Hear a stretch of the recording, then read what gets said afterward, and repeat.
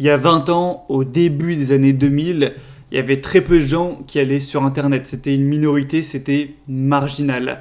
Et le peu de gens qui allaient régulièrement sur Internet, ils en servaient comme d'un échappatoire de la vraie vie pour se retrouver avec des gens qui leur ressemblaient, qui allaient avoir des passions communes, des idées communes, ou voilà, des gens parfois qui pouvaient se sentir un petit peu à l'écart dans la vraie vie, aux études, au travail ou autre, et qui allaient se regrouper ensemble sur Internet pour trouver des gens qui leur correspondent.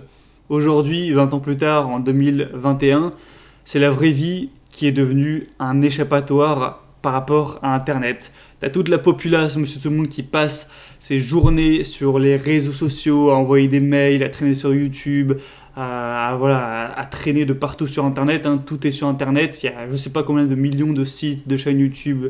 Tout le monde est sur les réseaux des heures par jour, etc. Et du coup, le mec qui est un petit peu marginal, qui va un peu s'éloigner de la société, eh bien, c'est plus sur Internet qu'il va aller. Il va plutôt aller faire une bonne grosse randonnée en pleine montagne, sans téléphone, un peu perdu, pour être seul avec des amis ou tout seul, et être en contact avec la nature. Et c'est de cette manière-là qu'il va s'échapper de la vraie vie. Donc c'est marrant de voir ce genre d'inversement de choses en l'espace seulement de 20 ans, quoi. 2 décennies, c'est pas énorme non plus. Et j'aimerais rebondir sur un autre inversement, entre guillemets, c'est-à-dire qui est beaucoup plus important, mais qui a pris aussi beaucoup plus de temps à se faire.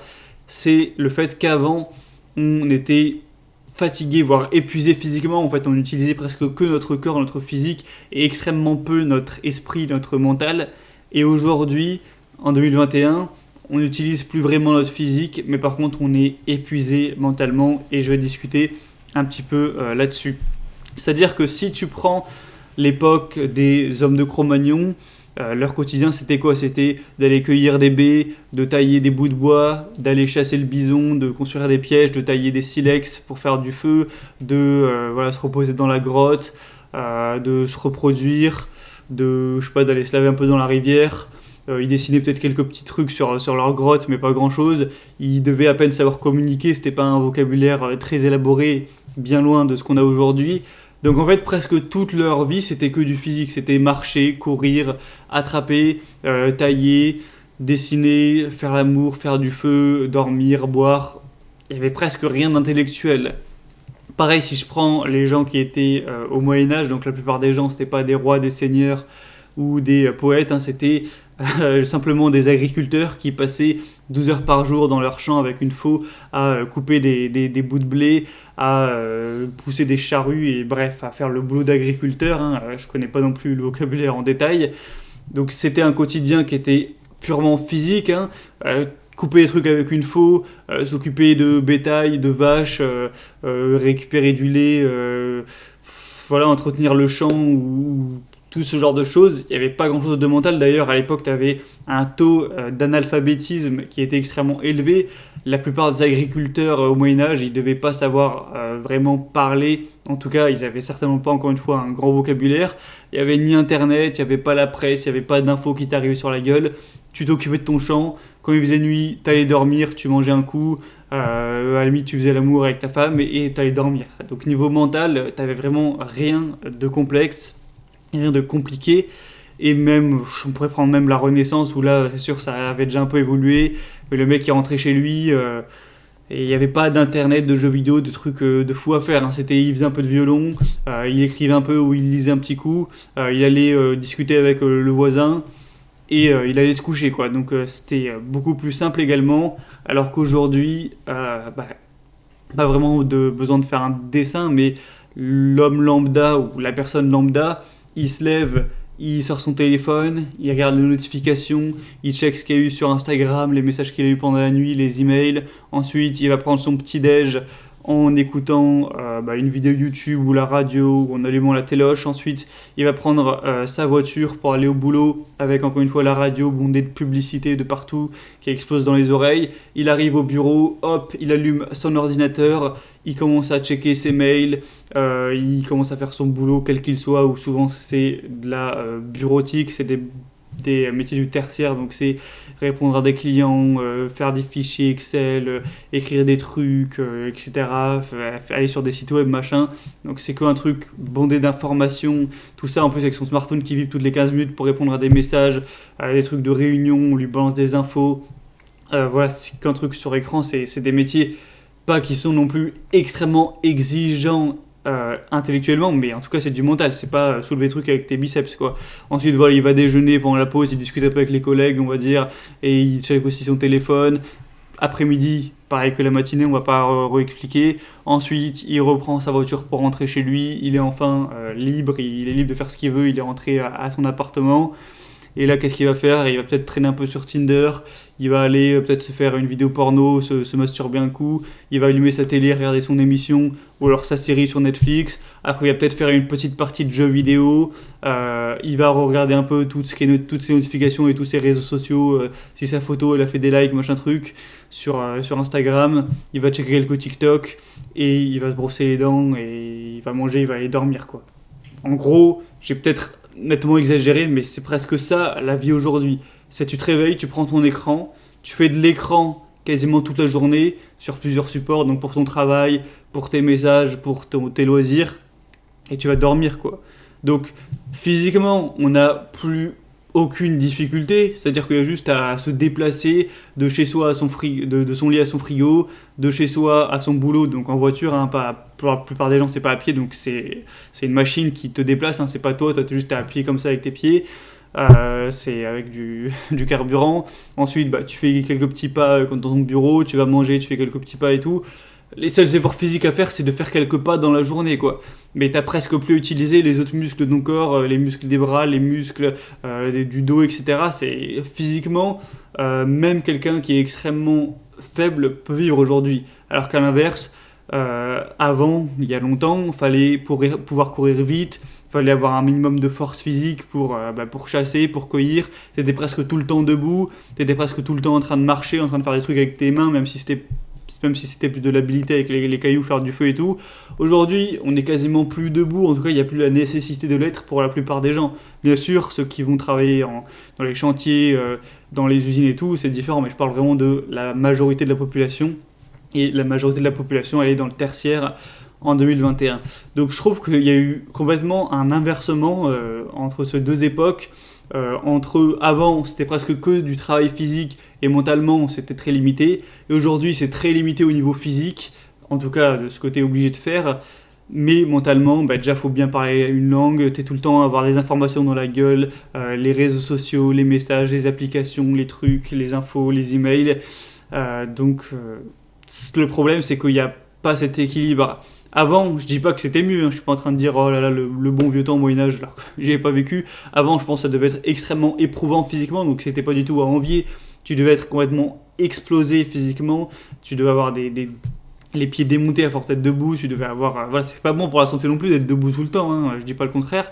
Donc c'était certainement pas à envier, il y avait un déséquilibre qui pesait trop vers le physique, mais aujourd'hui c'est pas vraiment mieux non plus parce que, ok, physiquement c'est bon, on est reposé, on n'a pas à se tuer à la tâche, d'ailleurs ce qui est mauvais, mais mentalement on a trop d'informations, on est trop overbooké, il y a tellement de gens qui font des burn-out, des dépressions, qui pètent des câbles, etc.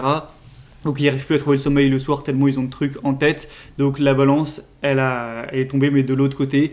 Alors qu'avant, tu étais à ta ferme, t'avais pas grand chose à penser non plus, quoi. C'était une vie qui était dure mais qui était simple. Et je pense que le mieux, c'est ni l'un ni l'autre. Je suis pas en train de dire est-ce qu'il y a un truc qui est mieux que l'autre. Le mieux, c'est juste de trouver l'équilibre entre travail physique, travail mental pour être ni surchargé de l'un ou de l'autre, ni trop mou, trop paresseux de l'un ou de l'autre, parce qu'on l'a vu, si tu n'utilises jamais ton cerveau, c'est pas bon. Si tu n'utilises jamais tes muscles, eh bien ils vont s'atrophier et c'est pas bon pour la santé non plus. Donc l'idéal dans notre société, évidemment, c'est pas comme si c'était la première fois que je disais ça, mais il faut entretenir au maximum son physique. Vu qu'on n'a plus la nécessité d'utiliser son corps, eh bien il y a une chose magnifique qui est arrivée qui s'appelle le sport, c'est par obligation de s'imposer des efforts physiques puisqu'ils n'ont plus lieu d'être au quotidien et parce que pourtant le corps en a besoin, donc ça c'est très important, hein, que tu fasses de la musculation, que tu ailles courir ou les deux, ou bref que tu aies une activité physique qui utilise les muscles, c'est bon pour la santé, c'est bon pour ton corps, ça te rendra plus attirant. On va pas refaire le tralala, mais bien sûr, il faut entretenir son physique au possible, même en faisant un peu de souplesse, du cardio pour avoir le cœur qui est musclé, qui fonctionne bien, etc. Donc, pas la peine d'épiloguer sur ce point. Mais deuxièmement, et ça on en parle peut-être un peu moins, c'est qu'il faut aussi penser à délester son esprit, à s'éloigner un petit peu de cette abondance d'informations qui nous défonce tous la tête. Donc moi, je dirais qu'il y a quelque chose à faire déjà. C'est bien, je pense, d'avoir certaines habitudes au niveau des choix. Là, je suis en train de lire un livre, The Paradox of Choice. Je crois pas qu'il existe en français, donc si tu parles anglais, je t'invite à le lire. De toute façon, j'en parlerai sûrement en vidéo quand j'aurai terminé. Là, je suis qu'au début. Et en gros, il dit que aujourd'hui, au XXIe siècle, on a une abondance de choix. Tu vas au supermarché, tu as des milliers de produits. Tu dois acheter des habits, tu as des centaines d'habits possibles. Le soir, tu veux te détendre. Avant, je sais pas, tu avais peut-être 2-3 journaux. Aujourd'hui, tu as Netflix, tu as des centaines de films. Donc en fait, on a une quantité de choix. D'un côté, on peut penser que c'est positif puisque c'est de la liberté, mais qui est tellement énorme que ça nous prend la tête à chaque fois de faire le moindre choix. On a trop d'informations possibles et disponibles que limite c'est nocif pour le cerveau. Donc moi, je te conseillerais d'avoir des, entre guillemets, habitudes de consommation pour te limiter ta fatigue décisionnelle. La fatigue décisionnelle, c'est le fait d'être fatigué de décider. Moi, par exemple, actuellement, peut-être que ça changera un peu à l'avenir, si j'ai plus de repos mental, je ne pense jamais à quels habits je vais mettre. C'est-à-dire que je me lève, je vois les premiers habits qu'il y a dans ma bassine à côté de mon lit, je les prends et je me pose même pas la question, est-ce que je mets ça? Tu vois, ça m'économise déjà des choix à faire. Par exemple, bon, ça m'arrive moins ces temps-ci, mais si le soir je veux regarder un contenu, je regarde la série que je suis en train de regarder, je me dis pas qu'est-ce que je vais regarder comme film, et là j'ai le choix entre 200 trucs sur Netflix. Moi c'est plus simple.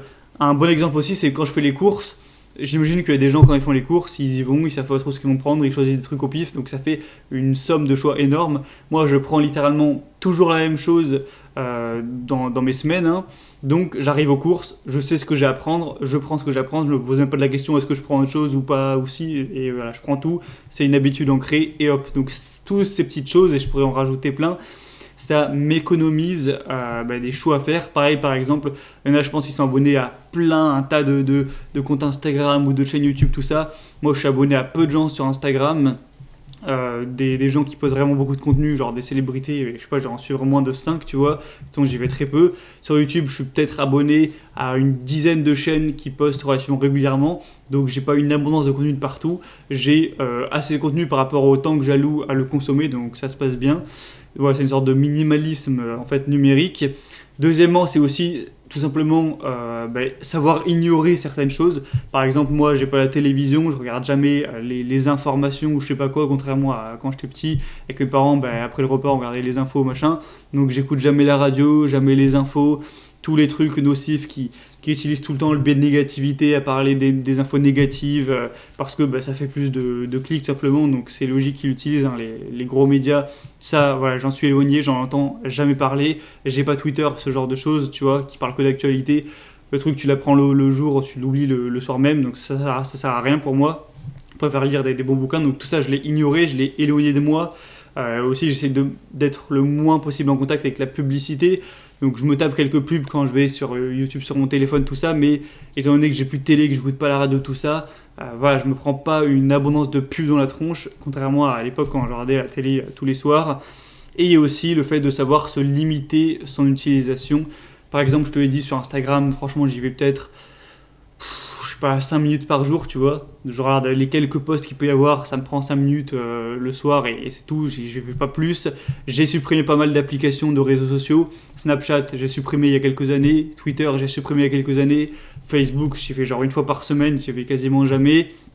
Et ensuite YouTube, oui j'y vais, mais vu qu'il y a je regarde que le contenu de mes abonnements où c'est sélectionné, je sais que c'est des chaînes saines qui sont pas nocives, etc., et que j'apprécie le contenu, c'est pas négatif pour moi. Donc j'ai appris à limiter les informations qui pouvaient rentrer dans mon cercle entre guillemets, aussi en m'habituant à certaines choses.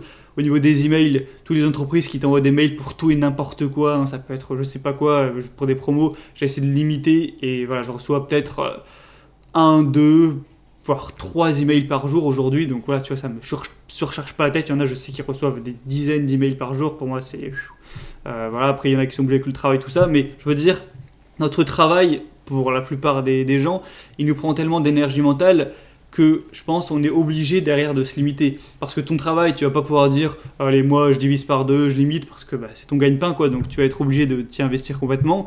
Mais par contre, dans ton temps libre, tu peux essayer de limiter les choses, d'écarter la télé, et aussi ouais, dans le passe-temps, moi, avant, je passais souvent mon temps libre à des jeux vidéo où là aussi tu as beaucoup d'informations mentales. Tu joues, je sais pas, à League of Legends ou à des jeux, voilà, tu as tes persos, tu dois choisir quel stuff tu prends, tu discutes avec les autres, tu fais des actions sur son écran toujours mental et non pas physique. Donc ça rajoute, je pense, de la surcharge mentale. Aujourd'hui, je préfère plutôt me détendre en faisant une bonne séance de musculation, en faisant de la guitare, en lisant un bouquin voilà, qui me plaît, en discutant avec quelqu'un, en faisant l'amour, ou j'en sais rien, en allant me balader, faire une rando le week-end. C'est des activités qui sont profondément simples, qui vont me permettre de laisser reposer mon esprit plutôt que de encore plus lui en foutre dans la gueule dans le temps libre, tu vois. Donc voilà, c'est ce genre de choses, je pense, qui sont intéressantes à faire pour trouver l'équilibre dont on a parlé entre réutiliser son physique, puisque aujourd'hui on est dans une société où il y a plus de gens qui meurent d'obésité que de famine, donc voilà, c'est nocif. Retrouver l'équilibre physique, donc faire du sport tous les jours, évidemment aussi ça va avec le fait de manger sainement, être debout un minimum de temps par jour, ne pas hésiter à faire des marches, à faire des balades, à faire des trucs physiques, même que sur les tâches ménagères ou peu importe, à faire des choses en fait dans la vraie vie physique, et aussi limiter le côté surcharge mentale, surcharge d'informations, l'overdose d'infos par toutes les actions dont j'ai parlé. J'ai sûrement oublié des petits trucs, des astuces, machin, mais je pense que le message principal de la vidéo est passé. Donc tu peux me donner ton point de vue sur ce sujet. Si toi tu as fait des trucs pour limiter ta consommation d'informations, est-ce que toi tu trouvais que tu pétais un peu un câble tellement il y avait de choses mentales aujourd'hui, ou est-ce que tu te sens pas touché par ça? Voilà, tu peux discuter de ça en commentaire. C'est terminé pour cette vidéo, et si tu veux plus de mon contenu, comme d'habitude toutes les semaines, donc souvent je sors 2 ou 3 vidéos, ça dépend. Avant c'était tout le temps 3 vidéos, maintenant je suis passé à 2 ou 3 parce que j'avais pas envie des fois de me forcer à faire des vidéos quand je trouvais que j'avais rien de spécial à dire. Donc bref, 2 ou 3 vidéos par semaine sur la chaîne YouTube. Et une fois par semaine, obligatoirement, il y a toujours l'email qui sort.